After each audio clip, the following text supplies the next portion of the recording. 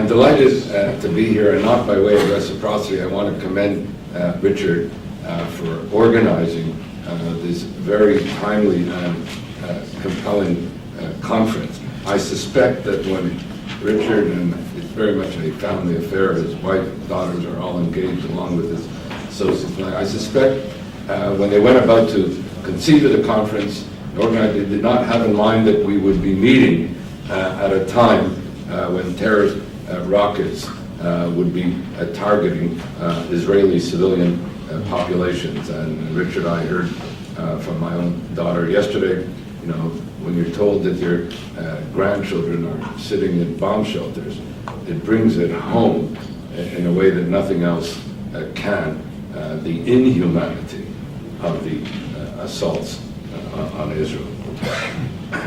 At the same time, the whole conference, while taking place at the same time as the terror attacks, also dovetail with what I would call an underlying theme of this conference, and certainly a theme of my remarks today, and that is the whole phenomenon of delegitimization.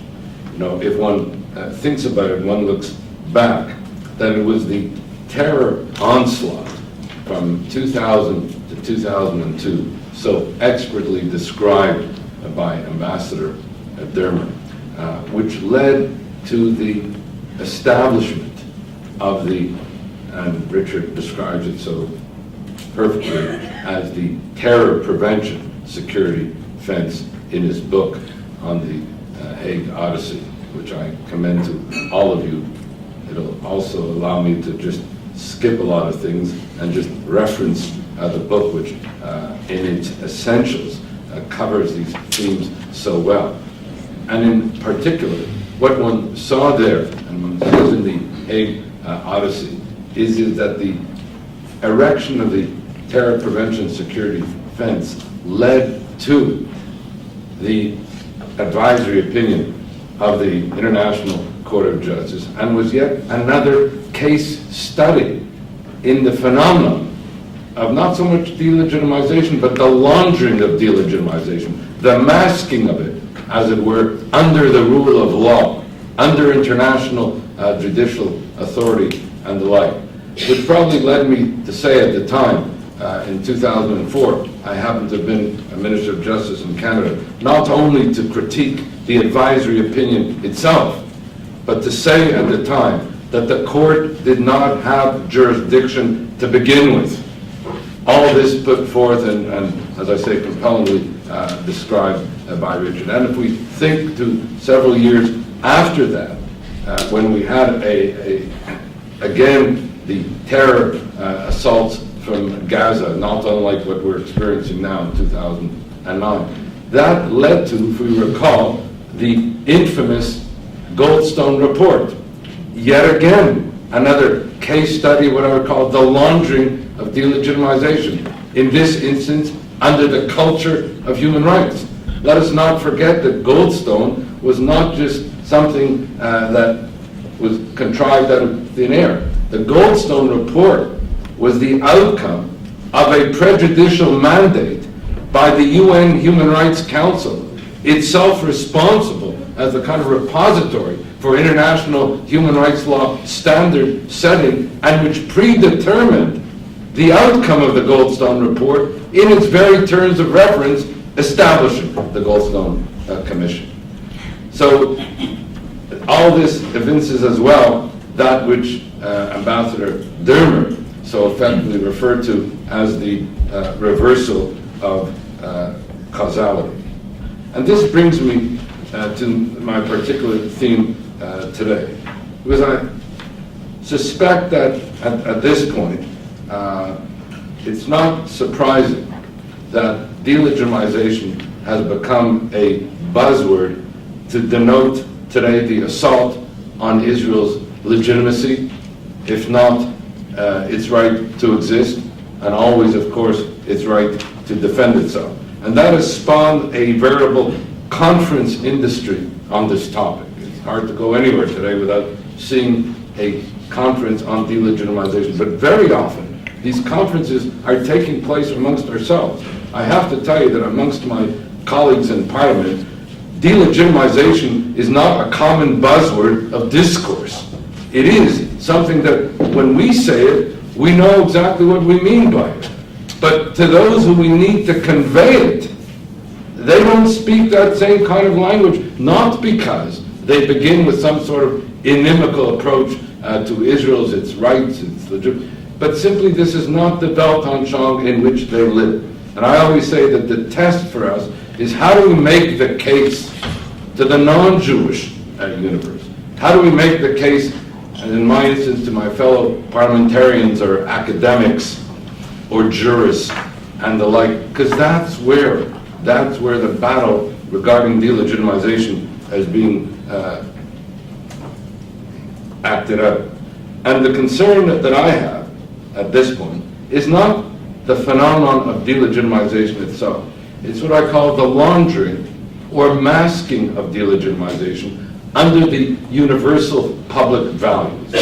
The masking of it under the protective cover of the United Nations, or the authority of international law, or the culture of human rights, or the struggle against racism, or the combating of genocide, in respect of which the inversion of causality that Ambassador Dermer spoke of takes place in each of these matters.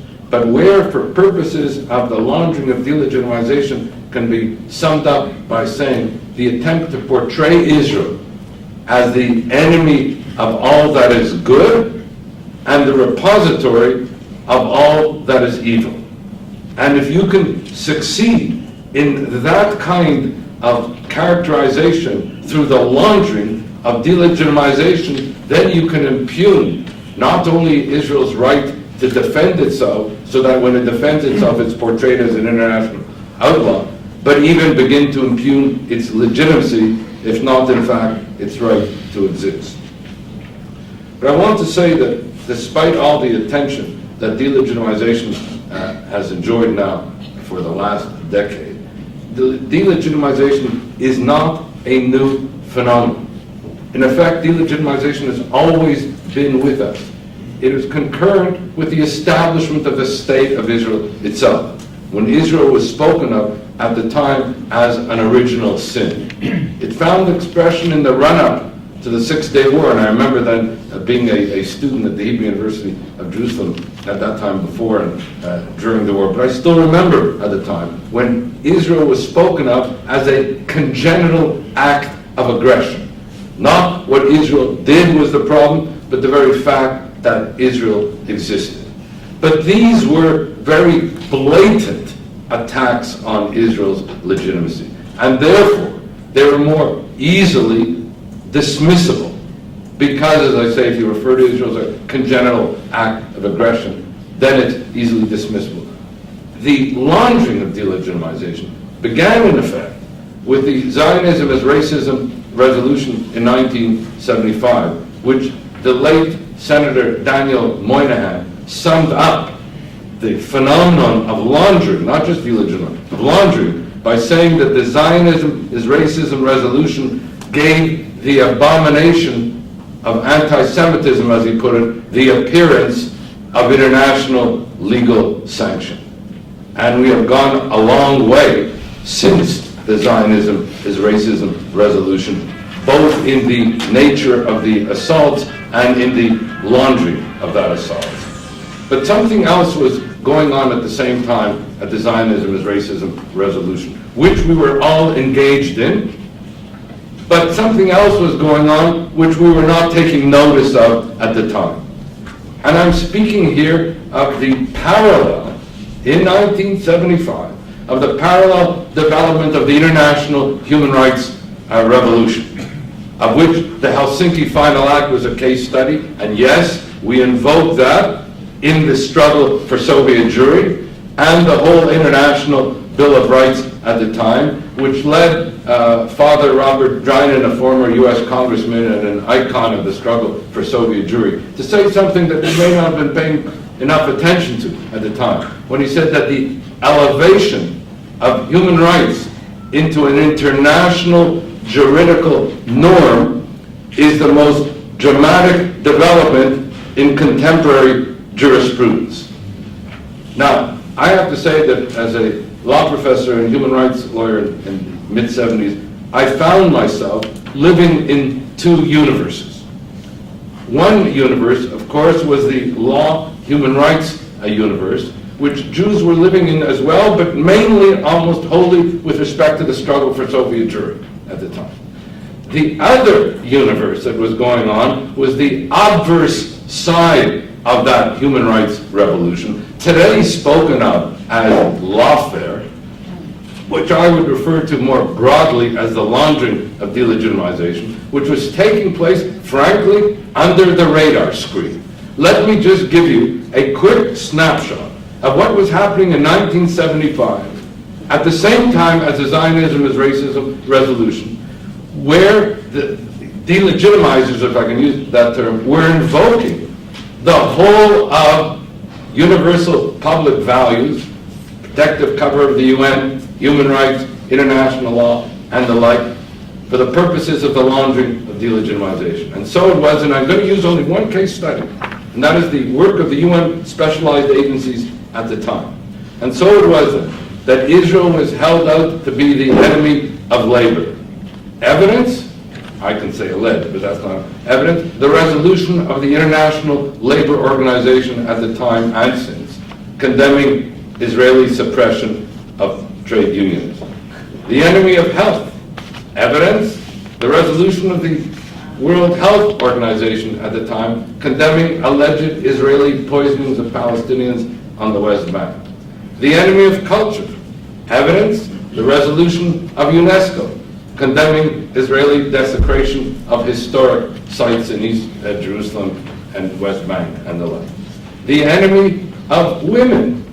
Evidence, the resolution of the UN Commission on the Rights of Women, condemning Israeli violations of women's rights. The enemy of human rights. Evidence, the resolution of the UN Commission on Human Rights at the time, the predecessor to the UN Council on Human Rights, condemning mass Israeli violations of the human rights of Palestinians. And the enemy of peace. Evidence, the resolution of the United Nations General Assembly condemning Israel as a non-peace-loving nation. And so it was then that Israel was held out at one and the same time in 1975, when we weren't paying attention, and not only in the UN specialized agencies, I'm giving this only as a case study, as the enemy of trade unionism, health, culture, women's rights, human rights, and peace. In a word, Israel was held out to be the enemy of all that is good and the repository of all that is evil. As I wrote some 35 years ago, that in a world in which human rights has emerged as the new secular religion of our time, the portrayal of Israel as a meta-human rights violator, as the enemy of all that is good, meant that Israel was in effect the geopolitical antichrist of our time. And so what I'd like to do now, just in the balance of my remarks, very briefly, address three things. Number one, how is it that we got to this place now? I mean, why is delegitimization something which is the buzzword of discourse now, when in effect it was happening then? As I say, we weren't paying attention to it then. Two, what are some very clear case studies of the laundering of that delegitimization? And finally, what is it that we must do? Let me begin first with how we got to where we are. I want to suggest to you that there are a cluster of dynamics that give context and content to the development of the critical mass of delegitimization. Cluster of these dynamics and in very almost crude, abbreviated one-liners, but this is an audience that needs no elaboration. The first thing was globalization. Globalization not only of media and markets, not only of trade and technology, but the globalization of law, of human rights, of NGOs.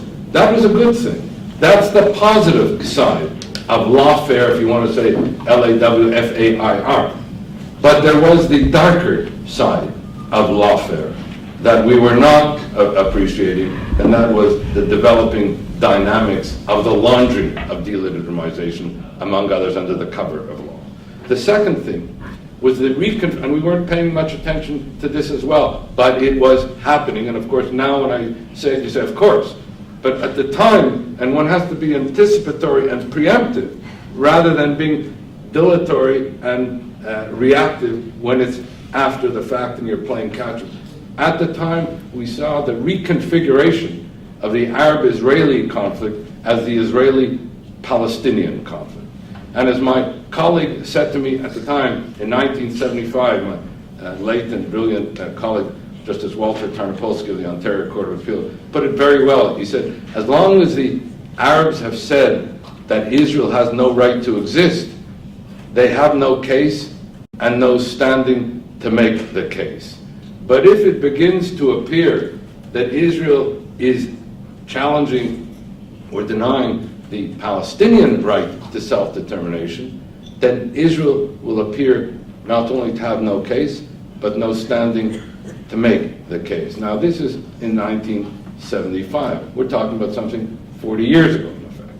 But these were the developing dynamics. The third thing was the conversion of the Israeli-Palestinian conflict, narrative into a human rights issue, where the Palestinian case became the poster case for human rights, and Israel became the antithesis, as it were, within that Israeli-Palestinian configuration of the human rights case and cause. The fourth was the mainstreaming of that Palestinian human rights case and cause amongst all the eight elites. You know that. Diplomatic, parliamentarian, academic, media, church groups, and the like. Such that, for one case study, on the campuses where Palestinianism became the poster child for the human rights case and cause, broadly speaking, in a culture, the campus culture, and I lived in that campus culture, really was one of a culture of human rights itself, with all the cases and causes thereby emanating and developing. Then you had, of course, and it's not a new phenomenon, you had the development of the boycott, divestment, sanctions movement, which became as well part of not only the Palestinization of human rights, but also the manner in which the Israeli apartheid week phenomenon developed. Then you had the denouement of the Soviet Jewry struggle, which, while we were rightly preoccupied with it for those 20 years, from 1970s into the 90s, we were missing that other darker side of the laundering of human rights that was taking place. But we had also the asset geopolitical advantage of the East-West configuration. That too went with the denouement of that struggle. And then finally, we had Durban. Now, Durban is spoken of very often as the beginning of the delegitimization. Durban was not the beginning. Durban was the culmination. Durban did not invent delegitimization. Durban codified it. And I happened to be there at the time at Durban, and I'll never forget just one dramatic vignette amongst the many. And that was the marches that were taking place in the streets of Durban with the daily chant that the struggle against racism in the 20th century required the dismantling of South Africa as an apartheid state, and the struggle against racism in the 21st century requires the dismantling of Israel as an apartheid state. This was, as I say, the culmination of the dynamics of the laundering of delegitimization, not the beginning of it.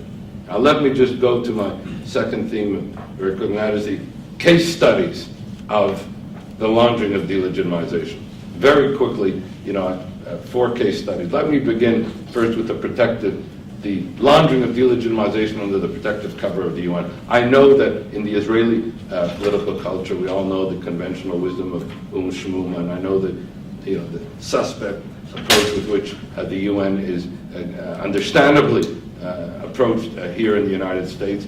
In other cultures, in Canada, the UN is almost like part of our DNA. It's almost like something that can do no wrong. And that is true in Europe and also. So we have to think of this, when I talk about the laundering of delegitimization and the protective cover of the UN, that the UN still is in the DNA of much of the global culture, political culture.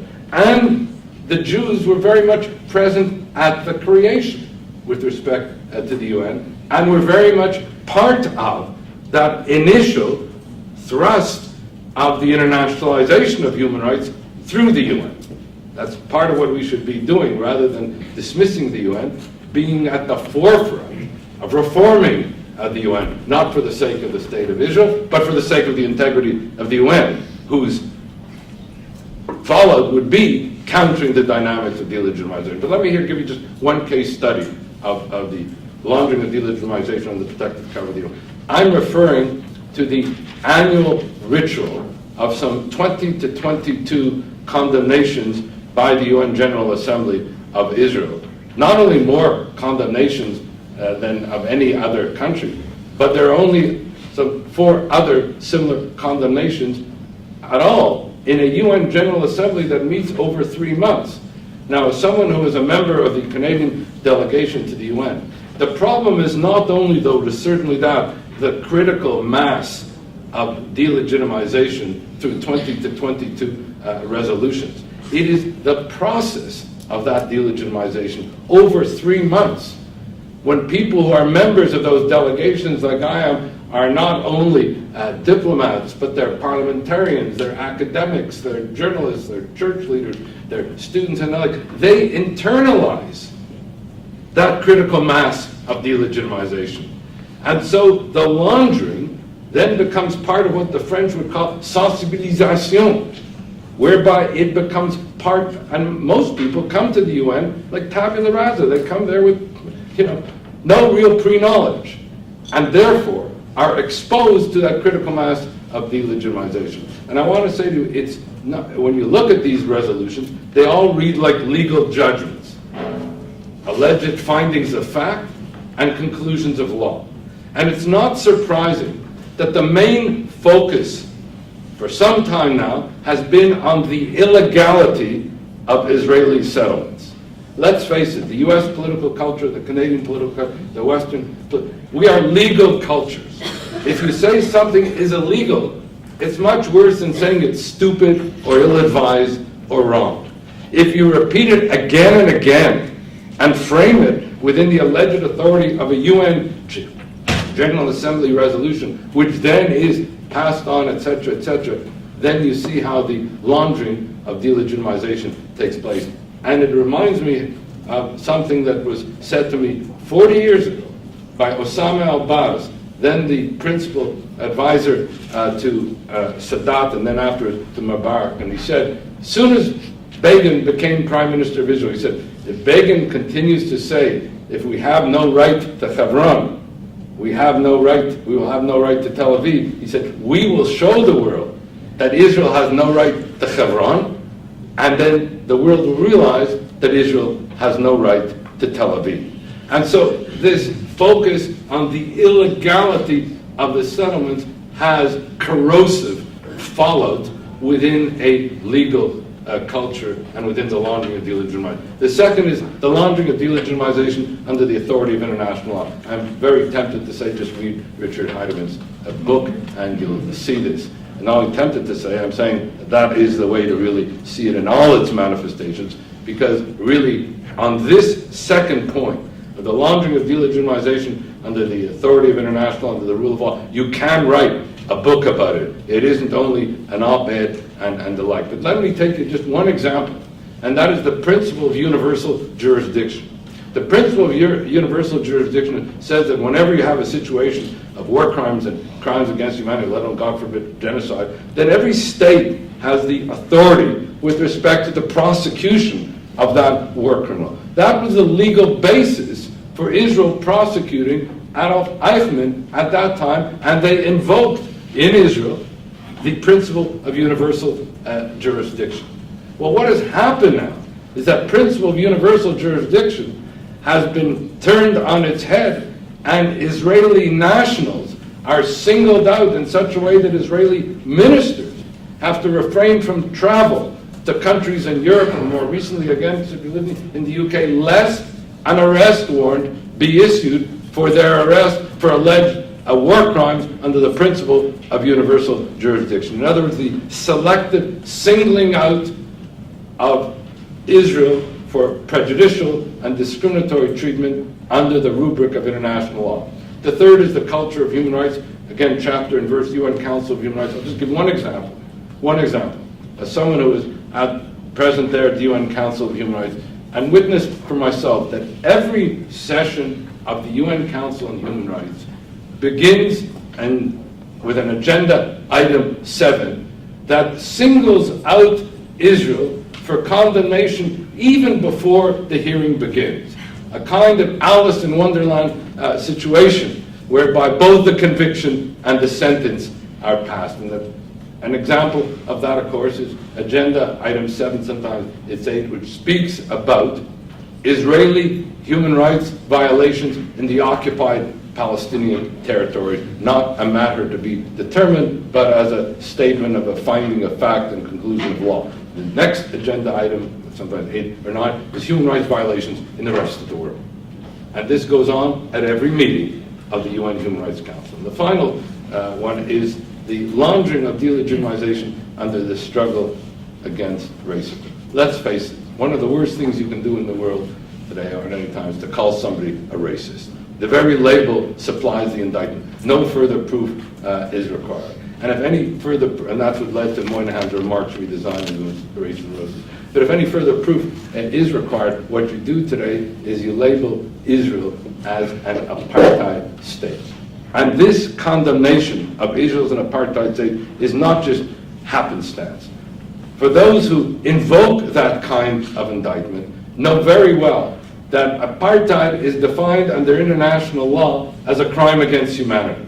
So if you say that Israel is an apartheid state, what you are saying is that it's a crime against humanity. If it's a crime against humanity, it has no right to be. If it's a crime against humanity, its supporters are criminal accomplices in this criminal enterprise. And therefore, they should not even have any right to speech because their speech is criminal speech and so on. And if any further indictment is needed or further proof is needed, then you say that Israel is not only an apartheid state, you say that it's a Nazi state.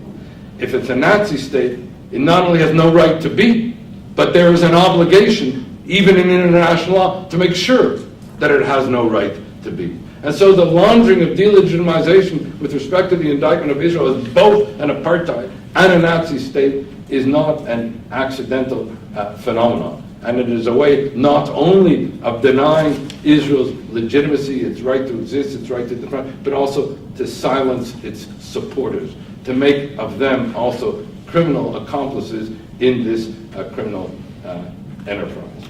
And on the matter of the laundering of delegitimization under genocide, I'll just say one point here, and that is Israel is the only country in the world today, and the Jewish people, the only people in the world today that are standing targets of state sanctions, incitement to hate and genocide, whether they proceed from a state like Iran, or whether they proceed from terrorist organizations like Hamas and Hezbollah, or whether they proceed from fatwas in mosques and the like. But the worst is not only that Israel is a standing target of such state-sanctioned incitement to hate and genocide, but that Israel is the only state, and the Jewish people the only people that are also regularly accused themselves of having committed acts of genocide. And that's what happened in the previous incursions of Israel into Gaza. And let us not forget, because those kinds of allegations can begin to surface. Let me close very quickly with what we might do. The first thing I have to say is that time has come, really, it's very, very long past. It doesn't have to repeat it, but it still needs to be said. We have to get out of the docket of the accused and into the standing of plaintiff, claimant, advocate, and the like. And not do so alone, but do so through networks, because you can only combat delegitimization through networks, and not only networks of Jews, but combating delegitimization while working with human rights networks. Don't just dismiss the whole human rights movement as the adversary of the Jewish people. There are a lot of good people out there working in human rights. We have to engage with them and mobilize with them. The second thing is that we have to invert that prejudicial paradigm which says that the Israeli-Palestinian conflict is the source of all conflict in the Middle East, the occupation is the source of the Israeli-Palestinian conflict, and apartheid Israel is the source of the occupation. We have to really, and for some time, just turn that paradigm around. The source of conflict, not only the Israeli, but conflict in the Middle East itself, is both radical Islam and Arab tyrannies. Much of what is happening in the Middle East and the killing today, I don't have to go into chapter and verse, has nothing to do with Israel today, whether we're talking about Iraq or whether we're talking about Syria and the like. The second thing is that what we find with respect to radical Islam and Arab tyrannies is an ongoing denial of Israel's right to exist to begin with. And this is the real apartheid. The refusal to allow a Jewish state to exist in any borders. And the final thing is, it's not only a denial of Israel's right to exist, it's a public call for the destruction of Israel and the killing of the Jews wherever they may be, not as happenstance, but anchored, in fact, in the Hamas covenant, which is a case study, if you will, of genocidal anti-Semitism. These are not words that I would use lightly or easily, but there are no other words to describe the toxic convergence of the advocacy of the most horrific of crimes, namely genocide, embedded in the most enduring of hatreds, namely anti-Semitism, and anchored in what in effect is a kind of constitutional covenant of Hamas. The third thing, and this is what Ambassador Dirmer was talking about in terms of reversal of causality. Let me just take the Arab refugee thing. I'll try to do this very, very quickly, but just as a case study of what I'm referring to here. Some years ago, I was invited to speak to a group of lawyers, all non-Jewish, on the question of the Genocide Convention, as it was at the time, 60 years later. What have we learned? What must we do? And I gave some 6 lessons of the Genocide Convention, let's say, in the last 60 years, etc. And then I sat down. A woman then got up, a lawyer, and she said, Professor Cotler, you know that I'm a lawyer. I was a lawyer in the Department of Justice when you were the minister. It's something that some of us always wanted to ask you, and we never had the chance. You spoke today of the 6 great lessons of the Genocide Convention, but you didn't mention a word about Palestinian suffering. You didn't mention a word about the Palestinian Nakba, the catastrophe to the Palestinian people.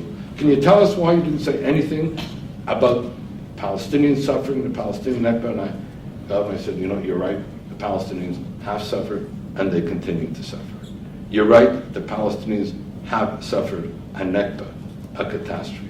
I said, but what happened 60 years ago in 1947? I said, we had the then UN partition resolution, which mandated the partition of then mandatory Palestine into 2 states, a Jewish state and an Arab state.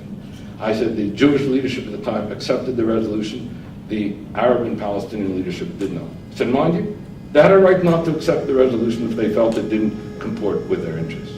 But what they didn't have a right to do was to then launch a war of aggression against the nascent Jewish state, which they spoke of, not me, which they spoke of as a war of extermination at the time.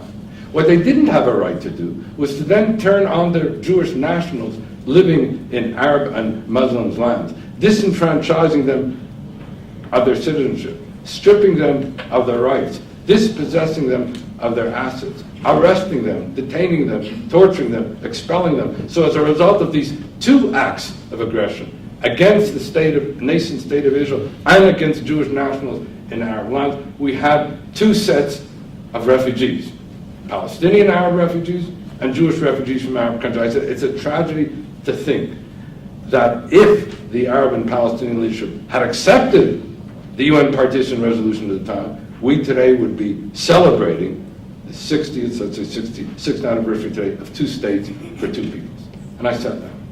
And she got up, and this is why I'm telling the story. She said, do you mind if I say something? I said, no, please go ahead. She said, I have to tell you, I consider myself a reasonably well-informed woman. I'm very active in public affairs. This is the first I've ever heard about Jewish refugees from Arab countries.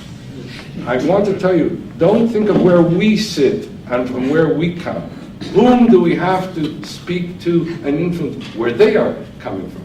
And then she added, of course, I knew about Palestinian Arab refugees.